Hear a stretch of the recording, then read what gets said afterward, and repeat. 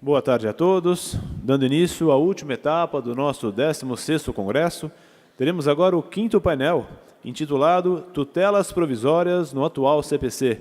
Para compor a nossa mesa de trabalho, convidamos os debatedores Dr. Flávio Luiz Yarshall, Dr. Guilherme Guimarães Feliciano e Dr. José Otávio de Souza Ferreira. Para coordenar os trabalhos, Sua Excelência, o desembargador do TRT da 15ª Região, Dr. Samuel Hugo Lima. Boa tarde. Já encaminhando para o final do nosso congresso, que está sendo um sucesso, chegamos ao tema sobre as tutelas de urgência. Como os senhores bem sabem, o processo é o local onde nós temos os conflitos. E o conflito é, inclusive, em relação ao tempo.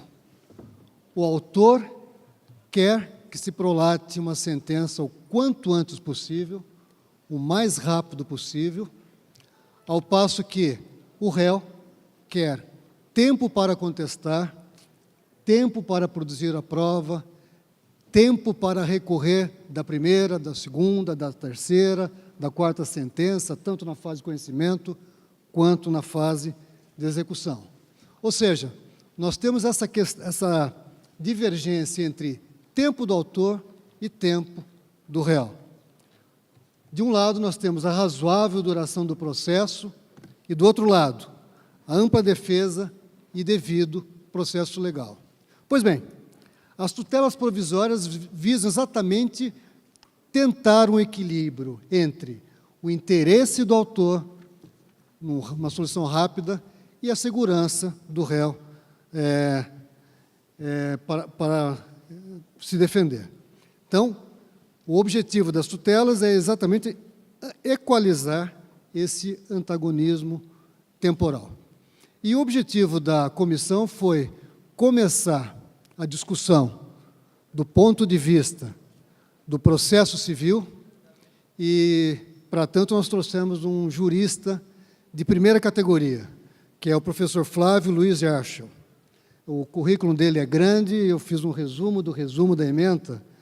Ele é mestre, doutor, livre-docente pela Faculdade de Direito da USP, professor titular do Departamento de Direito Processual da USP, membro do Instituto Brasileiro e do Instituto Ibero-Americano de Direito Processual, membro da Associação Internacional de Direito Processual, advogado, foi juiz eleitoral na classe de jurista entre 2007 e 2012, e também conselheiro e diretor da Associação dos Advogados de São Paulo e membro do Instituto dos Advogados de São Paulo. Portanto, com a palavra, o professor Flávio Luiz Yarshall. Bem-vindo, é bom tê-lo aqui, há muito tempo que gostaríamos de tê-lo na nossa presença, então, é com muita alegria que passo a palavra para o senhor. Eminente presidente e colegas que compõem esta mesa, meus prezados colegas que compõem esta seleta audiência, em primeiro lugar, eu gostaria de dizer que é uma honra, uma alegria estar aqui com os senhores. Eu me sinto, em certa medida, um forasteiro, porque não milito perante a Justiça do Trabalho, mas, ao mesmo tempo, me sinto um forasteiro muito bem acolhido, não é? Então, agradeço a oportunidade de estar aqui. Sempre que sou convocado pela Justiça do Trabalho, que tenho a honra de ser convocado pela Justiça do Trabalho para falar sobre processo civil, atendo a convocação com presteza possível e com alegria, porque, embora não seja um profissional da área, me interesso especialmente pelo estudo da aplicação do processo civil de forma subsidiária a campos específicos, como o dos juizados especiais, como da Justiça Eleitoral, como da Justiça do Trabalho. Portanto, então, fica aqui o meu mais sincero agradecimento e também meu voto de congratulações por esse evento que já tem inúmeras edições, que já se consolidou como um evento tradicional no âmbito não apenas da Justiça do Trabalho, mas do Poder Judiciário. Faço, depois desses agradecimentos, um alerta, uma premissa, digamos assim. Disse que era um forasteiro porque mal conheço o processo civil, não é? E não tenho, de modo algum, a pretensão de chegar a conclusões ou de fazer assertivas muito peremptórias sobre a aplicação do processo civil no processo do Código de Processo Civil ao processo trabalhista. Não tenho preparo para isso. Eu ilustro. Tendo analisado sumariamente a Instrução Normativa 39 do Tribunal Superior do Trabalho, eu notei, por exemplo, que se nega a aplicação, ali se nega a aplicação, claro, a coloco como uma referência, não é? Porque eu mesmo, se fosse da Justiça do Trabalho, não reconheceria nela uma vinculação, e nem pode haver vinculação. Mas, enfim, até porque a questão será sempre resolvida jurisdicionalmente. Mas vi ali uma indicação, e acho que como indicação é respeitável, porque tem certamente o louvável intuito de tentar dar segurança, mas a recusa àquela regra que prevê a assim chamada cross-examination, a pergunta do advogado direto para a testemunha. O que me parece uma regra, preservada a opinião em contrário, uma regra positiva, porque ela tem consigo, em certa medida, e isso foi bem destacado pelos processualistas penais, a ideia de preservação da imparcialidade do juiz na inquirição, pela ideia de que o juiz que toma a iniciativa da inquirição, inconscientemente, poderia conduzir a inquirição no sentido de uma tese que intuiu, embora ainda não tenha revelado, como a mais correta. E me foi dito, não é, diante da pergunta, mas por que se recusa? Dizendo, não, mas tem a regra expressa. Então, veja que é nada como um ignorante a respeito da matéria. Quer dizer, diante da regra expressa, cessa qualquer discussão. Então, pode ser que, incidentalmente, eu me arrisque a dizer, olha, eu acho que isso deveria se aplicar, não deveria se aplicar, e procurar justificar. Mas eu não quero colocar isso como algo absoluto nesta exposição, porque meu risco de cometer erros, que já existe, se tornaria ainda maior. Tal sorte que eu falarei aqui como um suposto estudioso do processo civil, no aguardo dos verdadeiros conhecedores da matéria, na aplicação do processo civil ao processo do trabalho. Muito bem. Como nós sabemos, o tema da tutela provisória representa uma inovação conceitualmente relevante no novo Código. Até o novo Código, embora nós sempre destacássemos o gênero tutela provisória ao qual se filiariam a tutela antecipada e a tutela cautelar, o fato é que nós muito raramente nos referíamos à tutela provisória. Muito mais frequentemente falávamos da tutela de urgência, gênero ao qual poderia se filiar, então, a tutela cautelar e a tutela antecipada, ambas marcadas pela provisoriedade. Mas o fato é que o Código, então, depois de idas e vindas, acabou fazendo essa opção, né? E estabeleceu, portanto, como gênero a tutela provisória e, como espécies, a tutela provisória de urgência e a tutela provisória de evidência, sendo que a tutela de urgência, por sua vez, pode ser a tutela cautelar e a tutela antecipada. Há um aspecto positivo nessa história. Por quê? Porque uma das alterações que está subjacente a este novo regulamento da matéria é a superação da autonomia do processo cautelar. O Código de 73, muito provavelmente pelo influxo da ideia da autonomia do direito processual, acabou por elevar o processo cautelar a uma categoria que provavelmente a ele não fazia jus, porque aquela ideia de abstração da ação cautelar foi erigida a ponto de se criar um livro específico para o processo cautelar. E a distância entre a construção teórica e a realidade não demorou para aparecer. Eu me lembro, recém-formado, não é? Fui despachar uma vez numa cautelar de sustação de protesto. Era então, juiz de primeiro grau, doutor Silvio Salvo Venosa, depois desembargador, depois advogado, depois doutrinador. Olha como eu estou velho. Mas, enfim, isso não precisa falar, dá para ver pela cara. Mas, de qualquer modo, eu fui despachar um pedido de vista dos autos nessa sustação de protesto, e ele olhou para mim como quem olhava para um marciano e dizia: mas por que o senhor quer vista dos autos, né, da cautelar? Agora já entrou a principal, agora tudo correrá na principal. Eu digo: mas eu quero contestar a cautelar. Eu quero dizer que não há fumus boniuris, eu quero dizer que não há periculum in more, eu quero dizer que a caução oferecida não é adequada, e assim por diante. Eu não posso submeter isso pura e simplesmente a uma discussão originária perante o tribunal. Mas o fato é que a realidade era e demonstrava que a autonomia do processo cautelar cessava diante da apreciação da medida liminar. E, então, de fato, por um lado, se superou a autonomia do processo cautelar.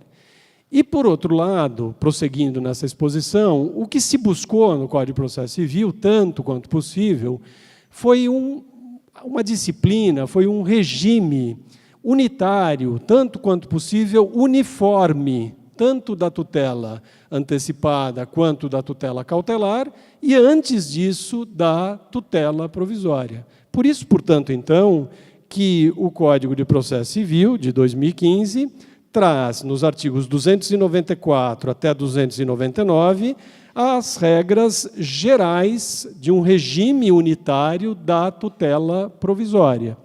E, logo em seguida, traz as regras, digamos, gerais da tutela de urgência, aí incluídas a tutela cautelar e a tutela antecipada, sendo que mais adiante, no artigo 311, prevê, então, a tutela de evidência.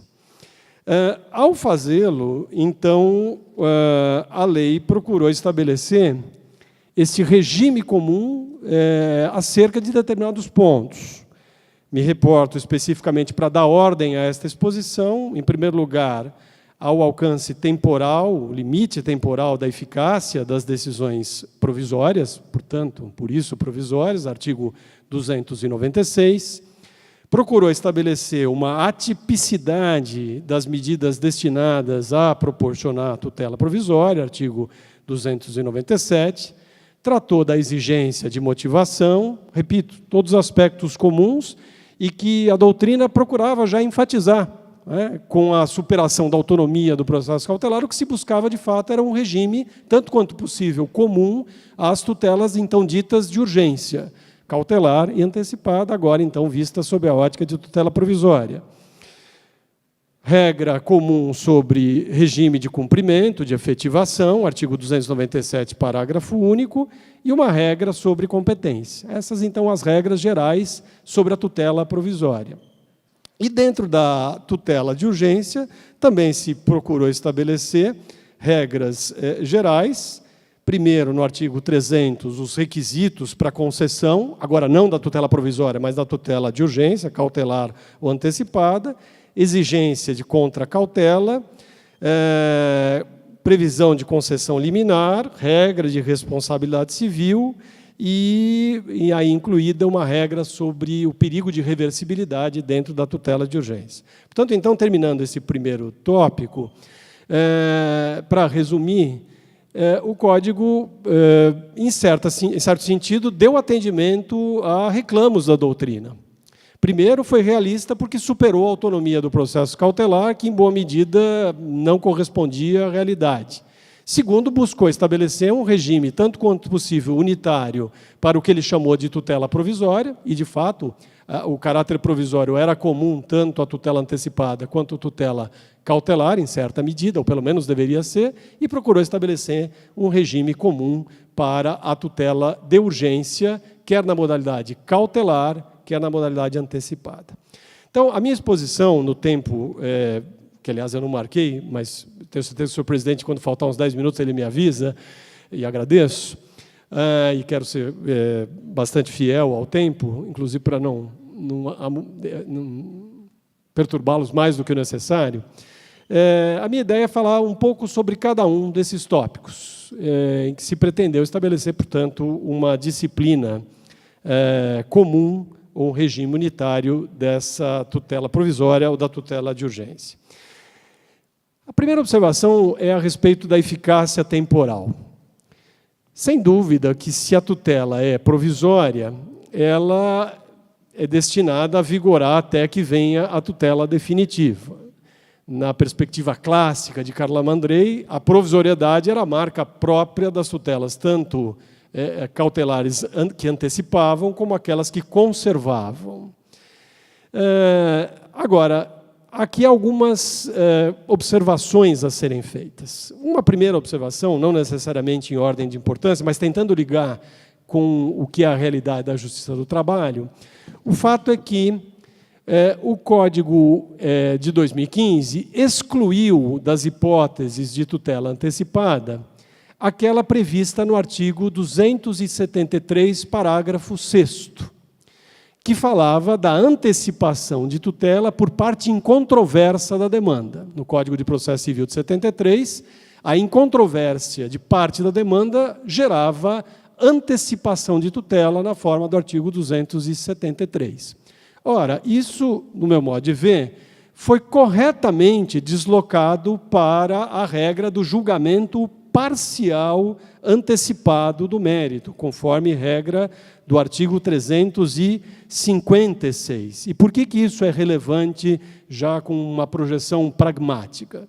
Porque, tratando-se esta situação como tutela antecipada, discutia-se em doutrina em que medida a antecipação da tutela, quando havia parte incontroversa da demanda, ganhava ou não contornos de definitividade. Eu mesmo cheguei a sustentar que sim, com repercussões, porque se ela é definitiva, se opera a preclusão, isso significa que há uma formação gradual da coisa julgada e, portanto, então, o prazo para a ação rescisória, relativamente àquele capítulo julgado, se forma a partir da preclusão do capítulo que foi julgado. Mas essa, aparentemente, não era a posição dominante na doutrina. Me lembro, por exemplo, tratando do processo da antecipação de tutela, o professor Bedak, por exemplo, dizia não, é tutela provisória e, apesar de ser parte incontroversa da demanda, ao final o juiz pode voltar atrás e desfazer aquilo que ele havia feito. Em certa medida, essa interpretação do professor Bedak, acho interessante lembrar isso, se casava com a perspectiva da súmula 401, salvo melhor juízo, do STJ, e eu peço desculpas por não me referir ao TST, porque, eu repito, eu não sou da área, eu sou processualista civil, mas com aquela ideia de que o prazo para ação rescisória se conta do último recurso cabível, da decisão contra o último, do recurso contra a última decisão, do último recurso. Portanto, negando a formação progressiva da coisa julgada. Ora, nesse novo cenário do Código de Processo Civil, quer me parecer que as coisas ficaram definidas. Se, de fato, há incontrovérsia, e a premissa é que é preciso haver incontrovérsia. Se não houver incontrovérsia, porque um capítulo controvertido é antecedente lógico de outro que não foi controvertido, então há controvérsia.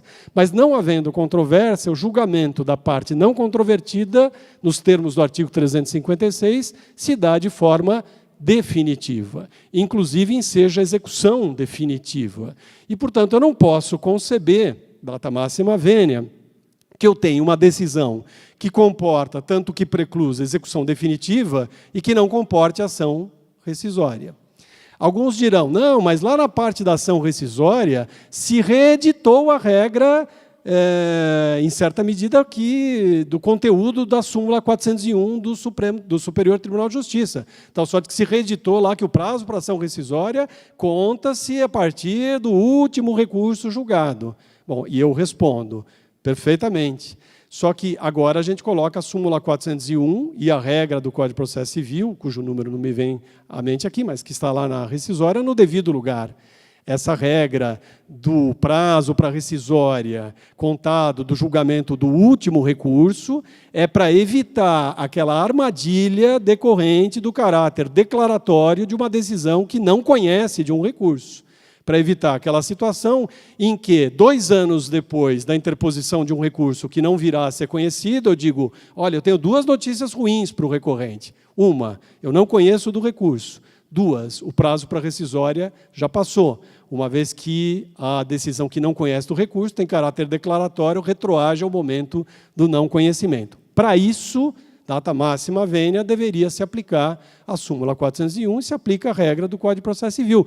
Porque, do contrário, eu não consigo conceber qual a lógica do Código. O Código se alicerçou, este novo Código, eu não tenho dúvida, na ideia de que é possível julgamento parcial do mérito. E sendo o julgamento parcial do mérito possível, ensejando inclusive a execução definitiva, eu tenho que ter repercussões sobre a ação rescisória. Agora, ligando as coisas aqui, eu tenho dúvidas sobre como isso repercute na esfera dos senhores. Por quê? Porque o Código de Processo Civil, e não tem nenhum problema quanto a isso, ele diz tranquilamente o seguinte, olha, cabe agravo de instrumento da decisão que, para o Código anterior, era antecipação de tutela, agora é julgamento parcial do mérito. Então, eu tenho um julgamento parcial do mérito, cabe agravo de instrumento. E esse problema aparecerá de novo na antecipação, na estabilização da tutela antecipada, que também tem como condição, ou pelo menos tem a sua base, a ideia do cabimento do agravo. É exatamente a não interposição do agravo que gera a estabilização. Ora, se eu não tenho o cabimento do agravo, eu fico com dificuldade de determinar de que forma o Instituto se aplicaria.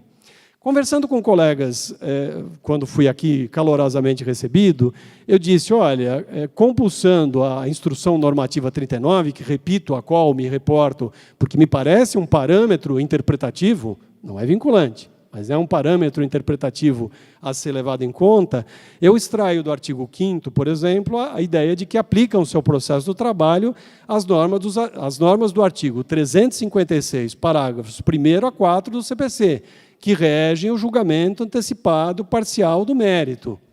Aí pensei eu, mas e o agravo de instrumento? Aí termina o dispositivo. Cabendo recurso ordinário de imediato da sentença. Data máxima vênia, sentença não é. Quer dizer, falando como processualista civil, sentença não é, porque não pôs fim ao processo, se não obedece lá ao conceito do artigo 203, qualquer coisa assim, que estabeleceu, que recuperou, digamos assim, o conceito do artigo 162 do Código de Processo Civil originário, que tomava um critério topológico para definir sentença e não um critério do conteúdo. Ora, estão se perguntando os senhores, o que tudo isso tem a ver com a tutela antecipada? Tem, no meu modo de ver, na medida em que, primeiro, a norma do 273, parágrafo 6º, acabou sendo deslocada corretamente e agora é qualificada não mais como antecipação de tutela, mas como julgamento parcial do mérito. Vejo que os senhores estão aí com o problema de saber, bom, se aplica, tem que caber recurso antes do recurso final.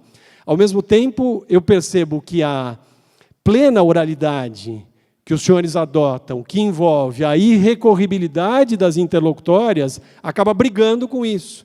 Mas é uma briga um pouco injusta, porque também não vale a pena perder a técnica do julgamento parcial do mérito, que é um avanço. Daí talvez o ato falho, se me permitem, não é uma crítica, mas daí o ato falho da instrução normativa falar em recurso ordinário contra a sentença. Quanto de sentença não se trata, a menos que você mude o conceito de sentença à luz do Código de Processo Civil. Mas acho correta essa construção. E já ligando um pouco as coisas, acho correta essa construção, e talvez por falta de eu ter me aprofundado na instrução normativa, eu fico fazendo então, e certamente acho que um dos colegas falará sobre a estabilização, eu fico então fazendo a projeção que isso tenha sobre a estabilização, que é um outro aspecto ligado, digamos, à provisoriedade ou não da decisão antecipatória. Por quê? Porque, nos termos do artigo 303, aí voltamos lá para trás, os muitos que estão aqui se formaram à luz do Código de 73, alguns até à luz do Código 39, mas, enfim, não foi meu caso. Mas o Código de 73, 304, perdão, na 303, estão apanhando como loucos, porque ficam perdidos. Eu me sinto um velhinho, um idoso encaminhado para um lar não é? Em que ele já não sabe mais onde estão as suas coisas. Então, os artigos todos que eu conhecia, não conheço mais. Mas o 304 prevê lá a estabilização da tutela antecipada. Então, a tutela antecipada, concedida nos termos do artigo 303, torna-se estável se a decisão que a conceder não for interposto o respectivo recurso. Bom, no processo civil, o recurso cabível é o agravo de instrumento. Eu não vi aqui a previsão, e repito, por favor, eu sou um forasteiro, tenham paciência comigo. Eu não vi a mesma previsão de recurso neste caso. Por exemplo, processualistas civis que tratam dos juizados especiais, já vi quem sustentasse o seguinte: não se aplica a estabilização da tutela antecipada aos juizados, porque nos juizados não cabe agravo de instrumento. Data máxima vênia, respeitosamente, eu acho um argumento fraco. Acho um argumento fraco, até porque no juizado se construiu a ideia do cabimento excepcional do agravo de instrumento. Então, eu não consigo conceber que, por falta do recurso, eu abra mão do instituto. Mas talvez possa até sustentar isso. Bom, como não tem, na verdade, a sumariedade, a concentração que é própria daquele processo, acaba fazendo com que eu tenha que abrir mão da estabilização. Agora, para também terminar esse ponto, eu não me animo, sinceramente, a seguir muito com a ideia de estabilização, não só porque eu vi que o colega pretende tratar disso, e certamente o fará com mais autoridade, porque conhece o processo do trabalho. É que eu sou rigorosamente cético em relação à técnica da estabilização da tutela antecipada, como cético fui quando da reforma do 1102 do Código de Processo Civil a respeito da ação monitória, porque o 304, na verdade, nada mais faz do que encampar uma técnica monitória que, no meu modo de ver, não produziu os efeitos quando da introdução da ação monitória e, salvo o melhor juízo, não produzirá efeitos relevantes agora. Para não falar dos inúmeros problemas que estão associados à ideia da estabilização, dentre os quais a ideia de que não haveria formação de coisa julgada e de que caberia uma ação para invalidar, reformar ou rever aquela decisão. O que gera, por exemplo, a ideia de que, e isso é muito discutido entre processualistas civis, de que não caberia, por exemplo, ação rescisória contra este provimento, nem mesmo depois dos 2 anos decorridos para a ação prevista para a revisão da estabilização. O que me causa, como processualista civil, grande perplexidade. Porque quando eu vou à disciplina da ação monitória, eu, processualista civil, eu me deparo com a seguinte regra. Está lá, enfim, depois, né, quem tiver interesse, checa. Mas lá há uma regra que diz o seguinte: se o mandado monitório não for embargado e se convolar em título executivo judicial, contra essa decisão cabe ação rescisória. Então, fico um tanto quanto perplexo como processualista civil, quer dizer, da decisão que manda expedir o mandado monitório, cabe ação rescisória, da decisão estabilizada em tutela antecipada, não cabe ação rescisória, porque cabe a ação prevista pelos parágrafos do 304. E alguém responderia: mas essa é fácil, professor. Não cabe ação rescisória porque cabe a ação prevista nos parágrafos do 304. Ao que eu respondo: mas os fundamentos da ação rescisória não são os fundamentos da ação prevista pelos parágrafos do 304. Para fazer terror, suspeição, corrupção do magistrado é fundamento dessa ação de revisão? Eu pedirei a um outro magistrado de primeiro grau que afirme a corrupção de seu colega para desconstituir a sentença? Impossível, só por ação rescisória. Em suma, para concluir esse ponto, e vou até só o meu tempo, o sistema do Código de Processo Civil, ao prever a ação monitória e, em certa medida, a estabilização, ele acabou sobrepondo institutos com a mesma finalidade. Quer dizer, você tem antecipação de tutela de urgência, tem antecipação de tutela de evidência, você tem inúmeros títulos executivos que autorizam a execução extrajudicial. Ora, nesse contexto, eram dispensáveis com certeza, a ação monitória e, data máxima vênia, a estabilização da tutela antecipada. Bastaria que nós ficássemos no modelo, quer da tutela antecipada por urgência ou por evidência, e com as regras estabelecidas nesse âmbito. Não era necessário, e eu não vejo futuro para isso. Assim como não via futuro, salvo o melhor juízo, para a ação monitória. Outro tópico, sempre respeitando aqui meu tempo, quando der eu corto aqui, porque é difícil também planejar uma exposição sobre um tema tão vasto. Fala alguma coisa sobre a atipicidade da tutela provisória, que, como lembrei aos senhores, foi estabelecida lá no artigo 297. O juiz poderá determinar as medidas consideradas adequadas, está certo que aí se fala para a efetivação, mas, de todo modo, o fato é que se suprimiu o livro 3º do Código de Processo Civil. Na parte da tutela de urgência, passou a ter lugar o 301, que diz apenas: a tutela de urgência de natureza cautelar poderá ser efetivada mediante arresto, sequestro, arrolamento de bens e assim por diante. Quer dizer, tudo aquilo que a gente tinha no livro 3º se resumiu praticamente a um artigo, não é? Então, na verdade, a autonomia do processo cautelar cessou e não há mais a regulamentação de todas aquelas medidas nominadas. Vale dizer, é quase como se eu tivesse estabelecido um artigo 798 do Código de Processo Civil 73 para a tutela provisória.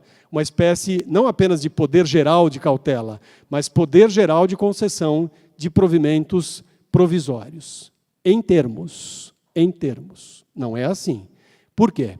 Porque se era correto falar e é correto ainda falar em atipicidade de uma medida cautelar, tanto que eu tenho as típicas e as atípicas estavam fundadas no poder geral de cautela, e, aliás, de fato, seria desnecessário ter as típicas diante do poder geral de cautela, eu não posso simplesmente transportar esse raciocínio para a tutela de evidência antecipada ou a tutela de urgência antecipada. Vale dizer, não posso transportar esse raciocínio para a tutela antecipada. Por quê? Porque na antecipação de tutela, a eficácia substancial a ser produzida pelo juiz é delimitada antes pelo autor, no objeto do processo. Portanto, então, no civil, eu fico mais confortável de dar exemplos.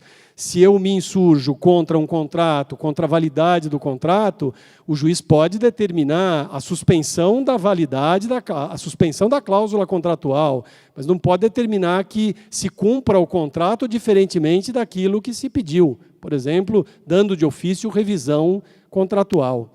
Então, essa ideia de atipicidade, que antes, inclusive, gerava o artigo 805 do Código de Processo Civil. Lembram-se disso? Então, eu posso pedir uma cautelar e o juiz dá outra cautelar que cumpra a mesma finalidade, talvez de forma menos onerosa. Ora, isso não pode vigorar como uma regra geral, indiscriminada, para a tutela provisória. Pode para a tutela cautelar e não para a tutela antecipada, em que os limites da demanda vinculam o juiz. Fora daí haveria exercício espontâneo de jurisdição. E, por favor, senhores, não estou me referindo ao que o antigo parágrafo 5º do 461 previa como medidas de apoio para a efetivação de sentenças que impunham fazer, não fazer e entrega de coisa. Isso é outra coisa. Medidas de apoio são medidas tendentes a atuar sobre o ânimo do devedor para que se produza o resultado pretendido pela sentença. Outra coisa diversa é dar-se, a título de antecipação, algo diverso do que foi pedido. Então, portanto, é preciso uma certa cautela com relação à atipicidade. Vamos lá escolher mais 2 ou 3 pontos e, com isso, eu encerro aqui a minha exposição.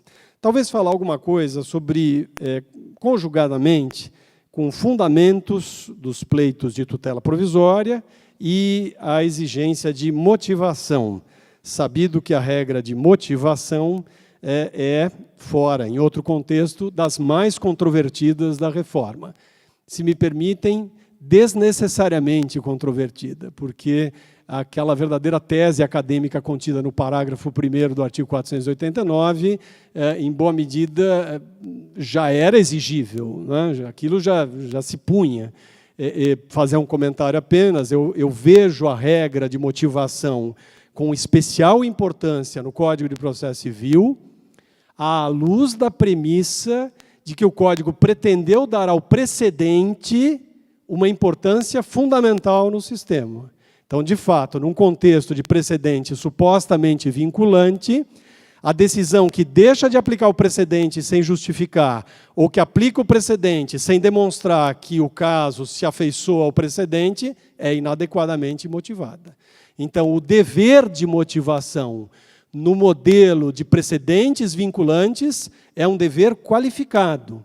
Não cabe falar em ônus para o juiz, mas, em certa medida, nós poderíamos dizer que o ônus de motivação, falando com menor rigor científico, ficou acrescido, mas não do ponto de vista geral, em que a motivação já é uma exigência constitucional e, aliás, nem precisaria ser prevista, porque ela descende da garantia do contraditório. De nada adianta dizer que a parte tem o direito de alegar se o juiz não tiver o dever de responder à alegação da parte. O que me chama a atenção apenas no tocante à fundamentação e motivação é que, como os senhores podem perceber, ao disciplinar a tutela de urgência, agora não mais a tutela provisória, a tutela de urgência, artigo 300 e seguintes, o Código não faz mais a distinção entre tutela cautelar e tutela antecipada, porque, vamos recordar, requisitos para concessão da tutela cautelar, clássicos, fumus e periculum. E requisito para concessão da tutela antecipada de urgência, prova inequívoca que conduza à verossimilhança da alegação. Então, todos nós tínhamos na nossa cabeça, imagino, que, do ponto de vista da relevância do direito, e isso era repetido no 461, era repetido na lei do mandado de segurança, eu tinha que ter um grau de certeza, ou um grau de probabilidade superior para a concessão da tutela antecipada. Por quê? Porque é lógico, a tutela antecipada produz, total ou parcialmente, ainda que provisoriamente, os efeitos substanciais do ordenamento, previstos pelo ordenamento. A tutela cautelar tem natureza conservativa e, portanto, então, sendo uma garantia do processo, ela se contentaria com um menor grau de certeza. Daí a ideia de fumus para a cautelar e de prova inequívoca para a tutela antecipada. Ora, o que fez o Código?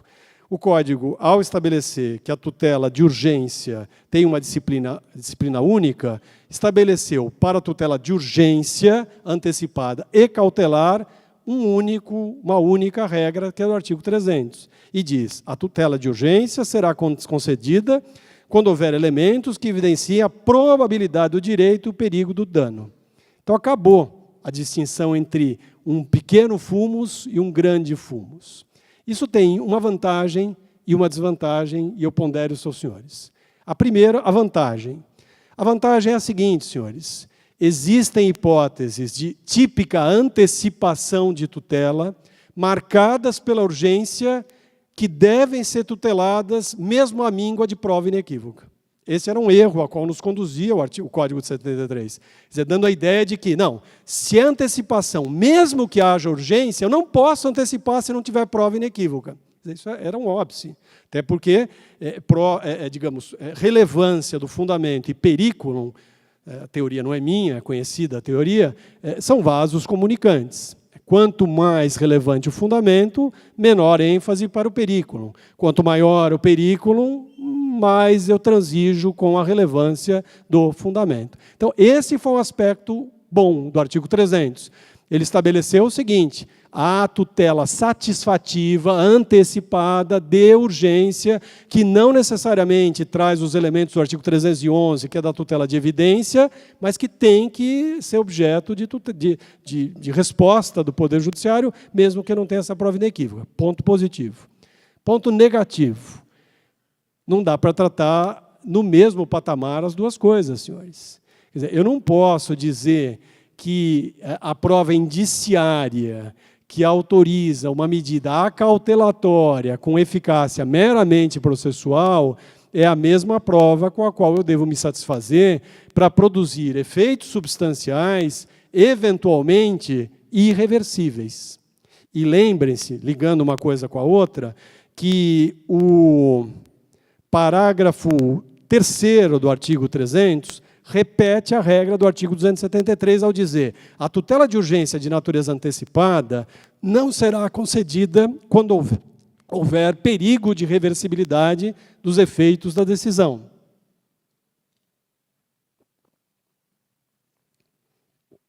Isso é correto. Isso é o reconhecimento de que, em homenagem à garantia do devido processo legal, eu não devo antecipar a tutela de forma irreversível em detrimento do devido processo legal. Mas aqui, me parece que a interpretação doutrinária continua a valer. Esta regra é correta? É correta, mas ela está sujeita à aplicação da proporcionalidade.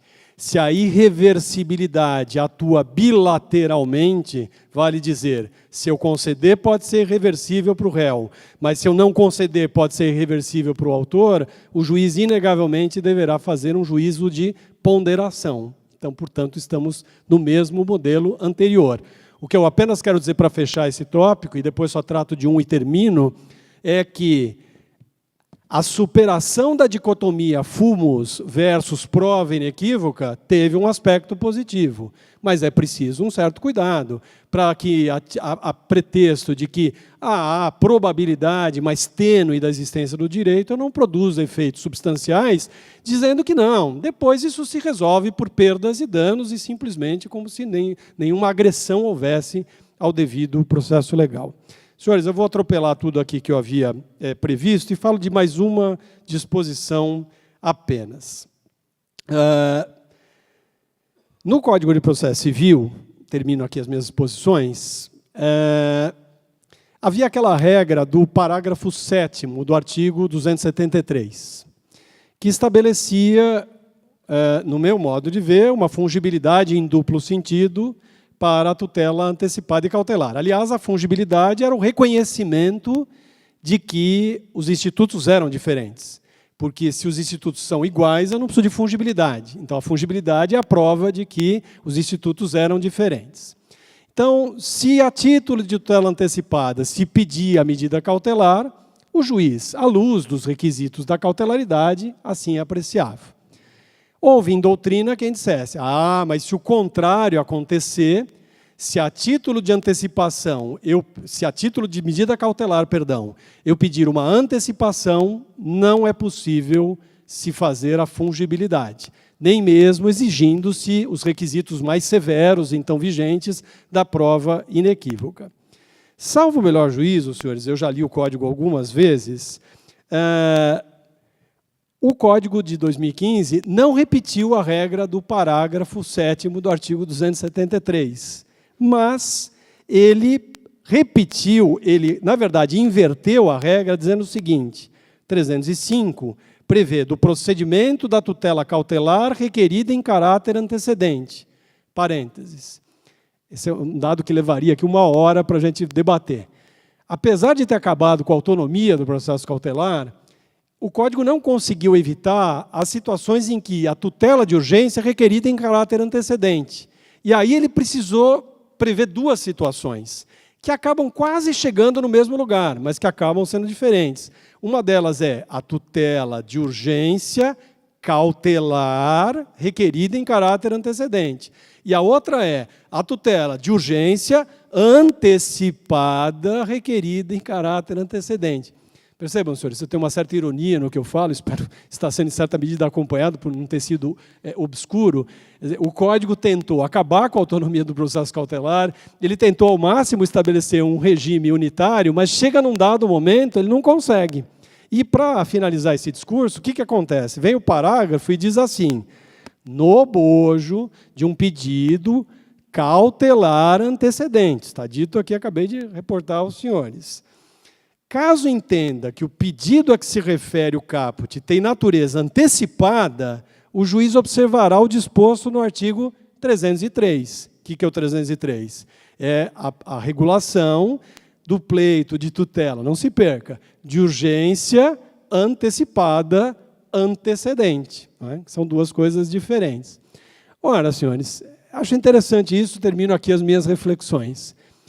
A mim me parecia absolutamente claro que quando o 273, parágrafo 7º, dizia que se a pretexto de pedir tutela antecipada a providência fosse cautelar, que o inverso era correto. Porque a tutela de urgência nada mais é do que manifestação da tutela jurisdicional assegurada no inciso 35 do artigo 5º da Constituição. O que me leva a crer que, por isso, toda esta regulamentação se aplica ao processo do trabalho, salvo no que for incompatível, digamos, com a concentração e com a oralidade, limitação recursal. Então, eu interpreto esta regra dizendo o seguinte, olha, está certo, explicitou que se pedir cautelarmente o que é antecipação, o juiz deve se reportar ao requerimento de tutela antecedente antecipada. Não pode denegar, não pode dizer que é inviável. E por que não disse o contrário, paradoxalmente? Porque não precisava dizer. Porque é razoavelmente claro. Na verdade, se a título de tutela antecipada eu pedir uma providência cautelar, o juiz a aprecia como providência cautelar. Até porque, como foi dito, o artigo 300 relativizou a ideia de distinção do ponto de vista do requisito, ao falar não mais em prova inequívoca, não mais em fumos. Senhor presidente, talvez até remanescesse mais tempo, ou não, talvez eu perdi a conta aqui, e Vossa Excelência seja muito gentil e não tenha me avisado. Tanto faz. De qualquer modo, eu tenho a sensação de que já falei muito, e que é hora de ouvir quem verdadeiramente conhece a matéria. Muito obrigado pela sua paciência.